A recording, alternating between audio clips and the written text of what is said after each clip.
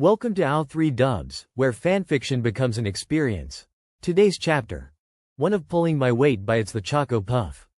Press play, relax, and let the story unfold. 1. Realization equals.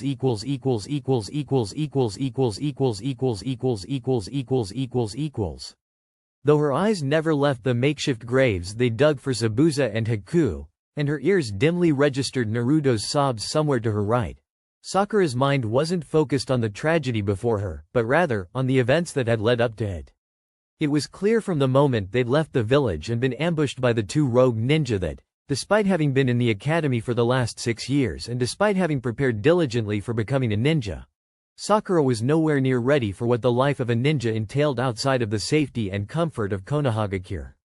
As her mind wandered to the appearance of the demon brothers, she cursed her inattention to her surroundings. She had prided herself on her intelligence, something she had always used against Ino when the blonde had insulted her forehead or less developed figure, but then she had failed to connect the most basic of dots.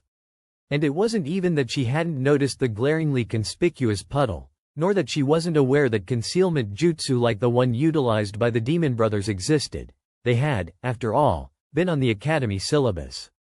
It was that she had dismissed the first lone puddle since they'd left Konoha when it hadn't rained for over a week in favor of admiring the grace and comfort with which Sasuke-kun had walked despite the fact that he too had never been outside the village before. Sasuke-kun? Her eyes strayed to her crush, to the slight rips in his shirt from where Haku's senbon had pierced, the scratches on his face and uncovered forearms. She had gotten to hold him after he'd escaped Haku's dome of mirrors, and her heart had done somersaults despite his damaged condition and the fact that he was barely conscious. Those things had mattered little in her mind less than 3 hours ago, but now, in retrospect, she felt little more than shame. Because in order to hold Sasuke-kun, she had abandoned her post at Tazuna-san's side. If Zabuza had sent even one clone after his target, Sakura would have single-handedly failed their mission, reducing Kakashi-sensei's poor condition gained protecting them and Sasuke-kun's transformation into a pincushion to not. And then even Naruto, idiotic, loud-mouthed, dead-last Naruto had managed to save the day, while she had failed to even attempt to land a single blow on any of their opponents. Though her confidence and pride in herself as a kunoichi had grown since meeting Ino and being put on a team with Naruto, in light of the recent events, she couldn't help but think that said pride was misplaced.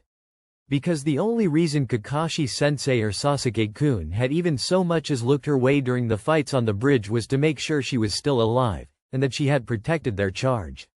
Because they didn't trust her skill. Because she was a liability. Because even Sasuke-kun and Naruto had managed to cooperate and free their sensei during their first clash with Zabuza, despite being vastly outmatched by the missing nin's skill and experience and sheer readiness to kill. While Sakura had stayed within the safety of the shore, a meager kunai drawn while her teammates and sensei were doing the work of legends. She had never felt as useless as she had during the last week. And with that thought in mind, an idea bloomed, a small flame determination gently warming her insides. She would get Sasuke-kun to notice her, but not in the way as he had today. Not as something he needed to protect, because he knew she couldn't protect herself. She was beginning to loathe the girl who had spread the rumor that Sasuke-kun's preferred type of girl was one with long hair, pretty, slim, confident, and all the adjectives Ino used to constantly rant on about, because she had ensured that she ticked every single metaphorical box, yet the most she had ever received in terms of acknowledgement had been, HN. Annoying, because Sasuke-kun didn't need a fangirl in Team 7. He didn't need someone shouting encouragement and telling him how amazing he was. Because his willingness to challenge a ninja whom he'd known nothing about apart from his loyalty to a renowned missing nin to a one-on-one had shown that Sasuke-kun was more than aware of his prodigious skill and ability. What Sasuke-kun needed, she realized, with startling clarity and conviction, what had allowed him to cooperate with Naruto as if they had been teammates for years, was someone whom he could trust. And Naruto, for all of his ignorance to the basic things like chakra and alliances and first-year academy material, had proven incredibly resilient, determined and most of all trustworthy. In other words, everything that Sakura was not. Hey, Sakura-chan. Are you alright? And Sakura became aware of a hand being waved in front of her face, and Naruto's concerned blue eyes were a lot closer than they should have been seeing as they were walking. Wait, they were walking? It seemed that in her musings, they had left the graves and were making their way back to Konoha, and a quick look around assured her that they had left the land of waves behind a long time ago. Exactly how long was I out of it? Then, she realized that Naruto was still waiting for an answer, and she forced a small smile, waving him off. I'm fine, Naruto, don't worry. Due to their proximity, she couldn't have missed the way the blonde's eyes lit up when she answered his question and didn't berate him to mind his own business. Had I really been that horrible? But Naruto had grown in her eyes over the course of the mission. He was still annoying in her eyes, still too loud and obnoxious, and she found the fact that he kept asking her out discomforting, but then again, he had been dependable during the time when she had faltered. And, if she were honest with herself, she couldn't begrudge him doing the same thing as she did to Sasuke-kun every day without sounding like the biggest hypocrite ever. So gritting her teeth and swallowing her pride, she took the first step towards her self-appointed task. Hey, Naruto. She called out, hating how her voice faltered as if unused to addressing the blonde like a normal person instead of shouting his name with ire. When his attention snapped to her, as if seemingly as disbelieving that she was willingly talking to him as she was, she soldiered on. Good job, back there, with those, those bandits.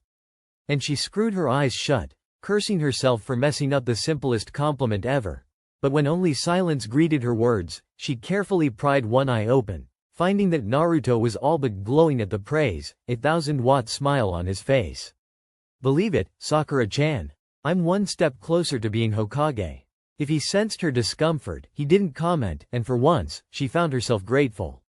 Grateful to Naruto, she mused, who would have thought? And as he sped to the front of the formation to walk beside Sasuke-kun, leaving her yet again alone with her thoughts, another idea came to mind. I won't just become a teammate for Sasuke-kun. Team 7 is a 3-man squad. And Naruto, if Sasuke-kun trusts him, and is willing to work with him, then I will, too. And I'll be a better teammate to both. Someone both of them can trust, can rely on. And then, her mind briefly drifting back to the 4th year in the academy, when they studied the will of fire and what drives each ninja to be the best they can be. Sakura recalled a particular word, and she cast her eyes to the sky, the flickering flame of determination in her gut burning marginally brighter. I will not be a liability to my teammates. I will not watch their backs as they race ahead, nor watch their battles from the sidelines. I will stand beside them, and I will be someone they can depend on to fight their battles with them. I will never let them get hurt protecting me ever again, for I will train until I will not need protection. That is my Nindo. Sakura's mother had once remarked that once her daughter set her mind on something, she was stubborn as a mule and could not be discouraged easily. At the time, Sakura had bristled, for the qualities of a mule were far from the graceful and feminine persona she'd been aiming for to please Sasuke-kun. But now, she could sort of understand where her mother was coming from. She just slightly doubted that her mother, who was so in favor of her pursuing Sasuke-kun, but so against her chosen career path, would appreciate the new outlet Sakura's mulish qualities had focused on. Becoming a better shinobi, a better teammate. For the duration of their journey back to Konoha, Sakura had worked out rough sketches of a plan for the next few weeks. She had always been a paper ninja, a thinker rather than a doer, preferring to think or talk her way out of a troublesome situation than to fight her way out, which set her apart from her teammates.